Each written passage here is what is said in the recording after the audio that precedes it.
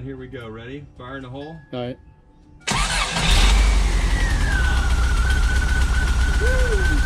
When I first purchased the Vanagon, it started up fairly well and then quickly started to diminish, and then it became really sketchy and was a bit nerve-wracking.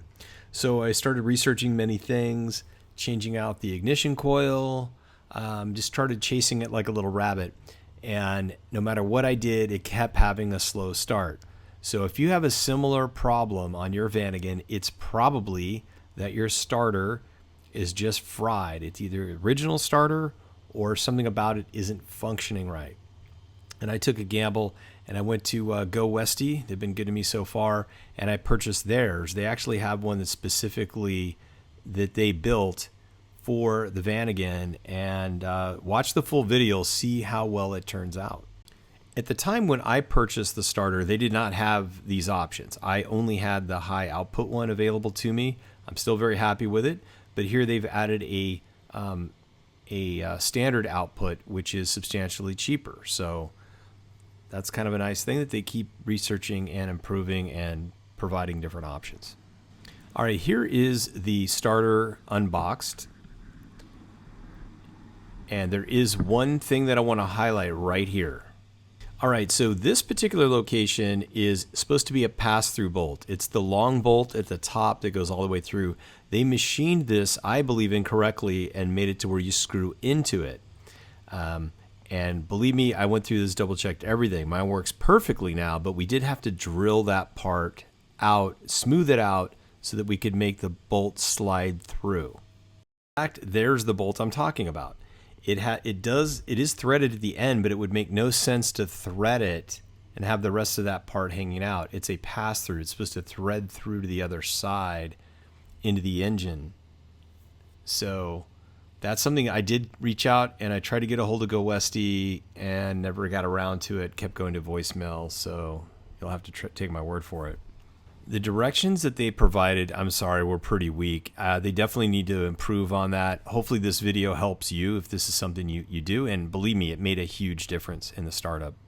All right, let's jump into the install. First, you're going to want to remove the air filter box, and you do that by unplugging some of the tubes and electrical thingy up there and unscrewing this doohickey, which removes it from the engine. Next, we remove that rubber boot that connects to the air filter box. That then is also removed. And right there you can see where the starter is located. There's the boot. What's that a boot for you Canadians? Now let's go underneath the Vanagon. Now that's underneath looking up through the engine bay right there. You can see the disconnected items. That's the starter.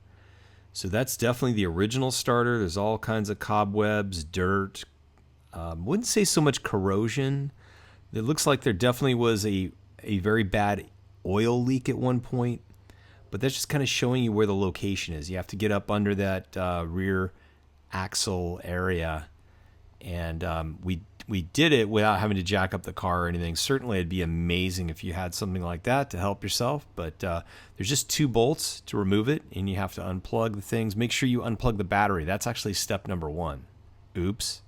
For the long bolt on the starter, you need one of these. I did not have one. My friend, thank goodness, did, and it fit perfectly. It's like a weird star-shaped thing, and then you pop that in. That's to remove the original long bolt. So make sure you have one of those. So where having 2 people comes in handy is when you can't see. Like my friend could not tell where the bolt was, so I had to guide the tool to the bolt so that he could get it in there and loosen it. Okay, we finally got that upper bolt released, and now it's very easy to access the lower bolt. That's the next item you remove. Now here's a very good tip. So that long bolt passes through, and there's a nut on the other side. What had happened is he had loosened the bolt, and it felt like, okay, we don't want this thing to fall on us, so let's just keep it loose and it'll just slide off. But that's not actually what happened. Because that bolt was still on it, even though it got loose, you have to completely remove the bolt. So please save yourself at least a good 30 minutes because that's what we did, and we kept thinking, why isn't this thing coming off? And here you can see we finally were able to remove it. There are the gears right there that it turns. Now here's a comparison of the two starters. You can look at how haggard the original is compared to the new one. I mean, obviously that's going to be the case, right? But still, it's I've had this starter on the vehicle now for a couple of months, and it has been rock solid. So it's definitely not just, hey, I threw it on there, I hope it's working.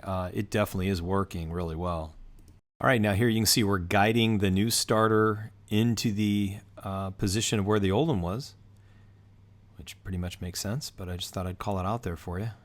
So now I'm going to show you in more detail that bolt is supposed to pass through. Here you can see it screws in just fine, but it actually, it's been machined to go into that point, and that it cannot physically go any further. You would crack the base of it. So we ended up drilling that part out, and I can show you in comparison on the, we'll take it over to the original, and I've got that here, and there, see there's that bolt's passing through completely, and just to show you the other side, passing through completely. So it's really strange. I don't know why mine was machined the way it was, but we went ahead and decided to make that executive decision and drill it out. And once we did that, it fit perfectly, no issues, and it's been working amazing since then. It just fires off beautifully, and you'll see that next.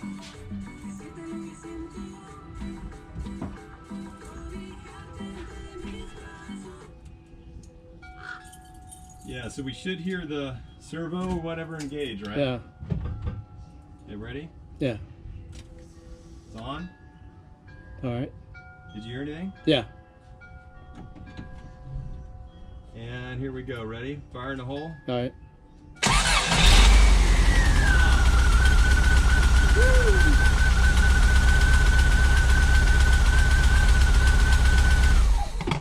That sounds way better.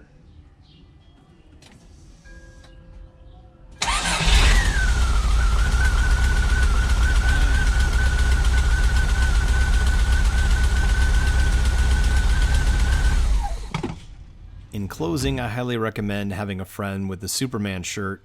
It really made all the difference. I really want to thank him so much for helping me out.